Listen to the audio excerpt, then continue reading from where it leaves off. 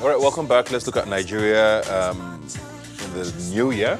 It's about 2 weeks since 2020 started, and a lot is already happening. I have here with me social commentator David Huney. Thanks for being here today. Let's start off with the border issue now, because it's I think about 4 months now, 3-4 months I want to believe, since the borders were closed. It is officially closed. But you and I know that. I mean, we've seen details, we've seen pictures, we've seen people who have visited the borders and say that things still kind of coming. We even had people in the National Assembly complain about it, that if we're going to close the border, let's know it's closed. What is that doing for us? I mean, economically, is that helping? And is it achieving the goal that it's supposed to achieve, you think? So the first thing that I want to mention on this subject is that when we say that we close the borders, we are fundamentally deceiving ourselves. Nigeria has about, 3,000 kilometers at least of borders with Benin, with Cameroon. So of that, we've closed Seme border, we've closed Idiroko, we've closed a few border posts. So when we say we've closed the borders, we've just closed the parts of the border that the customs are manning. We have an entire stretch. I come from Badagry. So my family land is very close to the border. So I have a very keen insight into what the border looks like. Nigeria, for example, Nigeria and Benin, the countries we now know as Nigeria and Benin, historically have shared very close cultural and ethnic ties. Yeah. There are some houses that the living room is in Nigeria, the toilet is in Benin.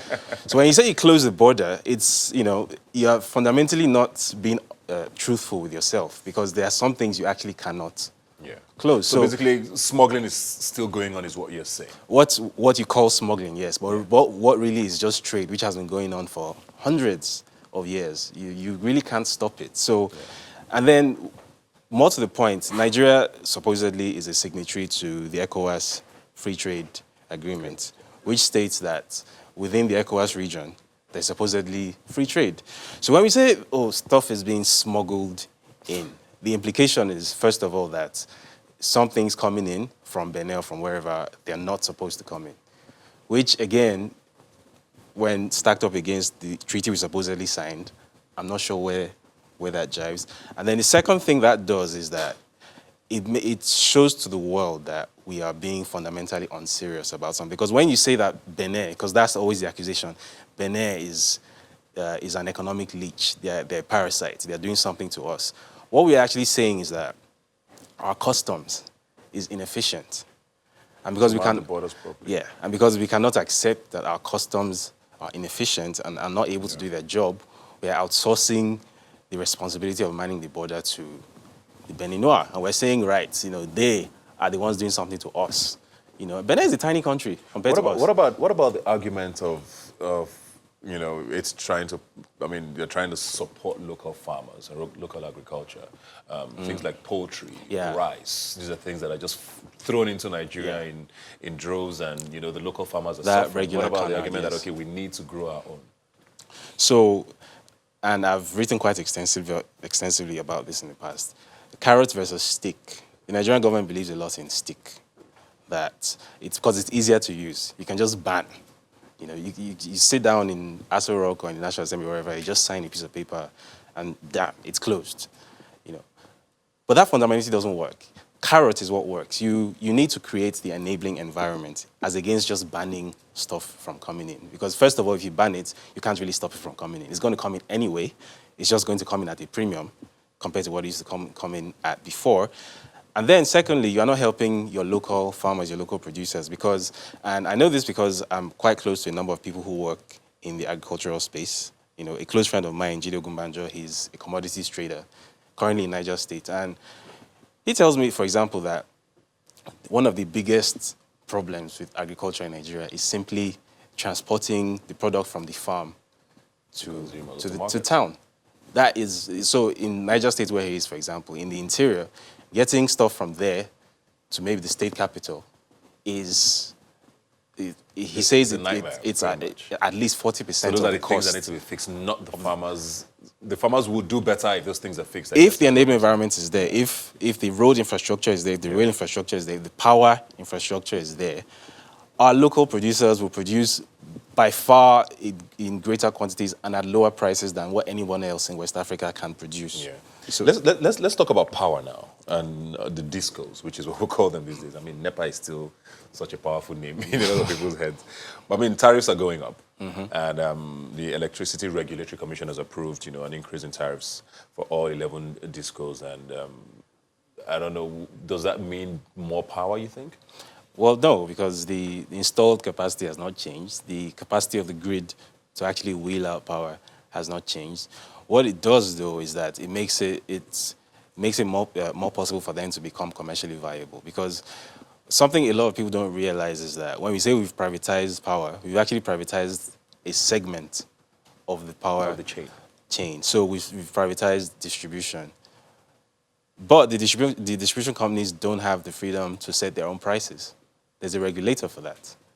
So the regulator basically tells them this is how much money you can make, which again, is kind of in conflict with the concept of a market. If you privatize it, then the market is supposed to determine what the price is. But you have a regulator telling them, in this area, you can only charge this much. Yeah. And in this area, you can only charge this much. So basically, a lot of them invested a lot of money into buying what are now the distribution companies, and then they can't make their money back. And they've taken out huge loan facilities from the banks.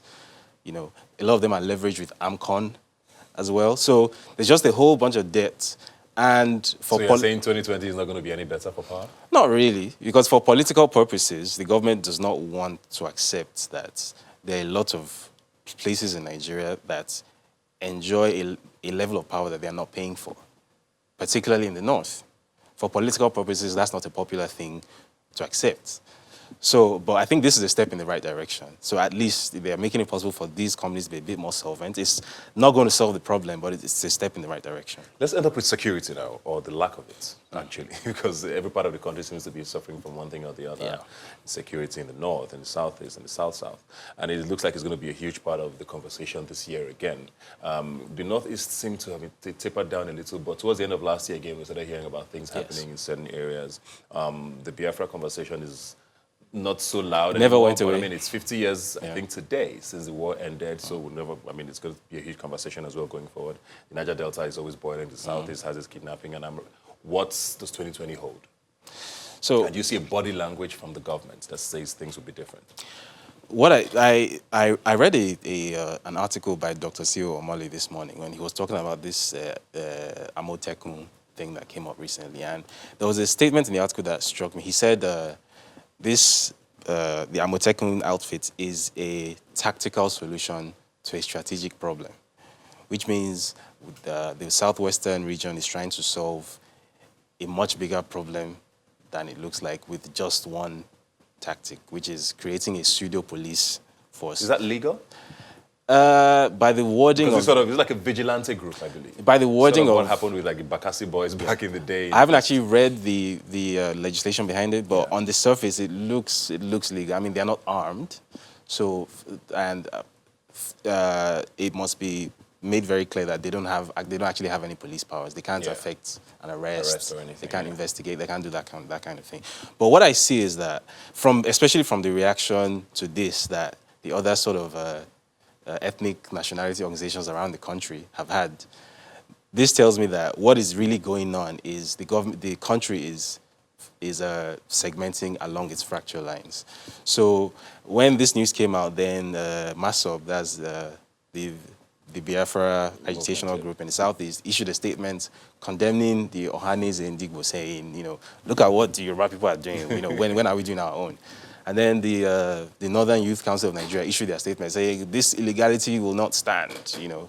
Really, what this tells me is that this is that basic civilizational conflict again between North and South. So the farmer-herder clashes, that's what it boils down to. And again, something else that the government is seemingly determined not to acknowledge is that this is going to get worse. Because part of the reason why the herders keep on coming down south is because they're actually losing arable land up north. Nigeria is losing 3,000 square kilometers So the conflicts will... agricultural land to the Sahara every year, which is twice the area of Lagos State. So they're going to keep on coming down. The conflicts are going to keep getting worse. Stuff like Amotekun is not going to really do anything. So it seems like 2020 is going to be an interesting year for all of the wrong reasons. Well, government is still government, and hopefully hopefully is a very, I use that very Hope is not a strategy, but but you know. I mean, they are in charge of security in the country, so someone has to do their job. Thanks a lot for being here today, David. Please come back. We'll have a lot to keep talking about. Definitely. Like I always say, you can follow the conversation on Twitter at Rubbin Minds. Now is the handle. Please use the hashtag Rubbin Minds. Thanks for joining us. I'll see you next time.